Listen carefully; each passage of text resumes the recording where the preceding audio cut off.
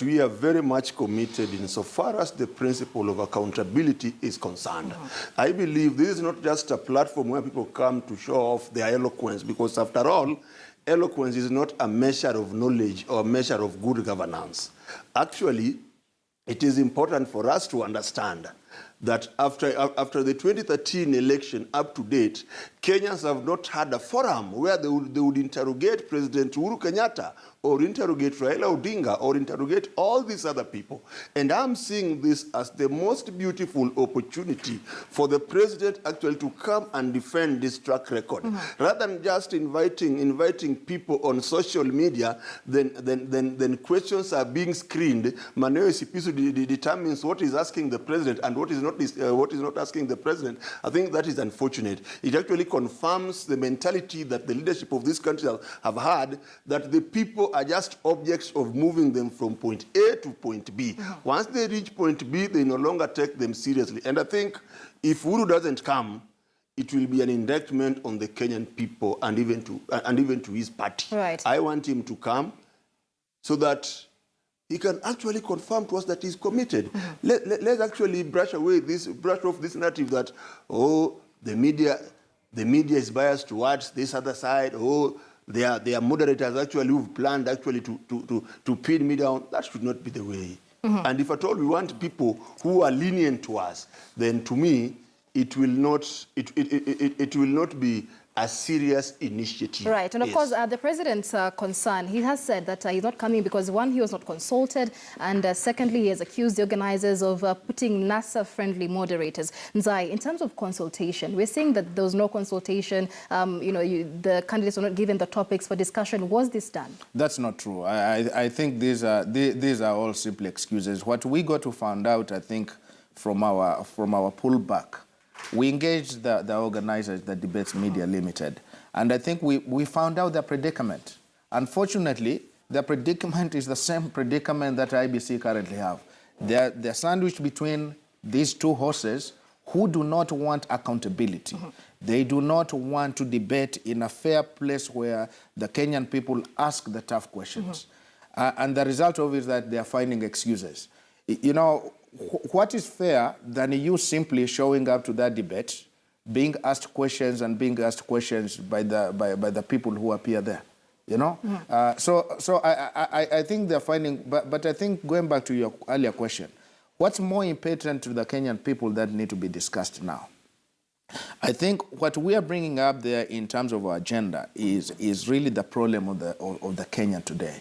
The problem of the Kenyan, and when we went to put in this constitution, was inequality. The answer to that is an inclusive Kenya, which is all coded in the constitution. The problem we have is simply bad leadership, which has totally failed. We have a leadership crisis in Kenya, and it's about time we get to accept that, okay? Why do we have that crisis in that leadership? I think the leadership which is there, and it's both opposition and the ruling right now, I think what they have done is they have used theft of public funds, and that theft basically gets to put them in that position, and that's the money which is being used in campaigns now. They have used tribalism clusters that they have put up across the country for people simply not to think about the issues, but to only think that, let me vote for this candidate because he comes in from my tribe. And if they fail in that, they actually apply impunity. So in our side, we have this conviction, Third Way Alliance, that these two leaders right now cannot be the change that we need for this country. They cannot take us anywhere, and the next 5 years, either one of them wins, hopefully not.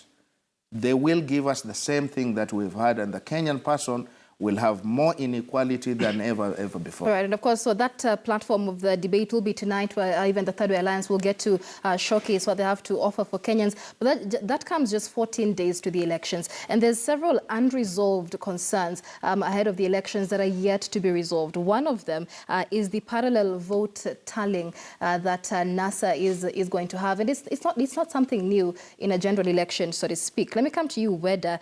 In terms of the controversy surrounding the parallel vote vote tallying center.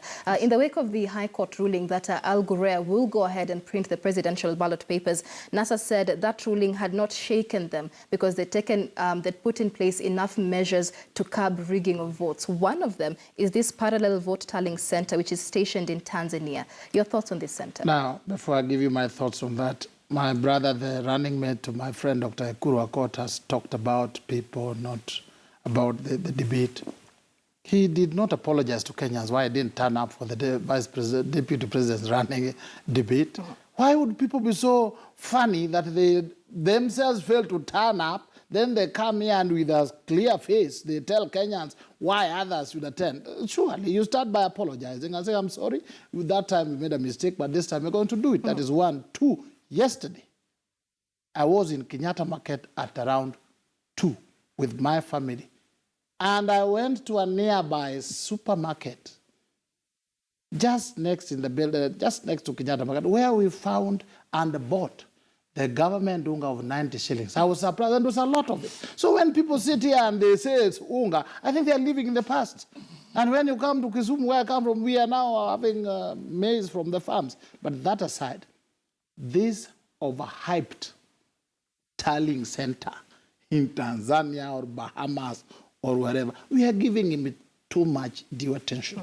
If a foreign country is involved in interfering or aiding or being together with some people of another country in the electoral process like Russia and America, then Tanzania should be prepared.